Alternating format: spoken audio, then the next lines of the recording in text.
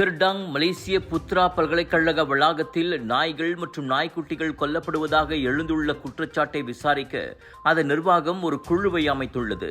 அக்குற்றச்சாட்டை கடுமையாக கருதுவதாக UPM அறிக்கை ஒன்றில் கூறியது. விலங்குகள், குறிப்பாக சாலைகளில் சுற்றித் திரியும் பிராணிகளின் மேலாண்மை தொடர்பான ஒவ்வொரு நடவடிக்கையும் பொறுப்பாக, நெறிமுறையாக மற்றும் நிர்ணயிக்கப்பட்ட விதிகள் மற்றும் வழிகாட்டுதல்களுக்கு கட்டுப்படுவதை உறுதி செய்வதில் UPM உறுதி பூண்டுள்ளது. எனவே நடந்ததாக கூறப்படும் அச்சம்பவங்களை விசாரணை குழு விரிவாக விசாரித்து அறிக்கை வழங்கும்.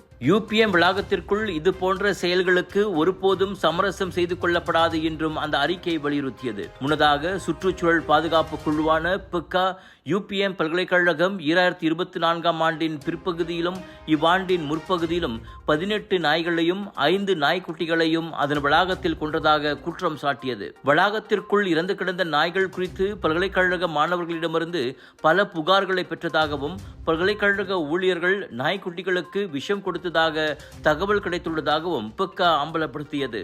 அதோடு சடலங்கள் கேம்பஸ் வளாகத்திலேயே புதைக்கப்பட்டதாகவும் கூறிய அந்த அமைப்பு 20 முதல் 30 திருநாய்களை கொண்டதற்கான வெளி நிறுவனத்திற்கும் பல்கலைக்கழகத்திற்கும் இடையேயான ஒரு விலைப்பட்டியலையும் மேற்கோள் காட்டியது. இக்குற்றச்சாட்டு குறிப்பாக விலங்கு நல ஆர்வலர்கள் மத்தியில் அதிர்ச்சியை ஏற்படுத்தியுள்ளது. ஒரு நாளைக்கு நம்ம இருதயம் எத்தனை வாட்டி துடிக்குது தெரியுங்களா? கிட்டத்தட்ட 1 லட்சம் வாட்டி. நம்ம தூங்குற நேரத்துல இருதயம் மெதுவா துடிக்கும். நம்ம இருதயம் ஒரு என்ஜின் மாதிரி நான் ஸ்டாப்பா உடம்பு முழுதும் ஆக்சிஜன் பம்ப் பண்ணிட்டு கார்பன் டை ஆக்சைடை வெளியாக்கிடுறோம்.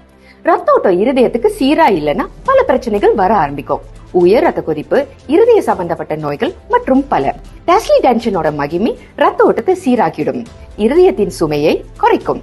டெஸ்லி உங்கள் ஆரோக்கியத்தின் நண்பன்.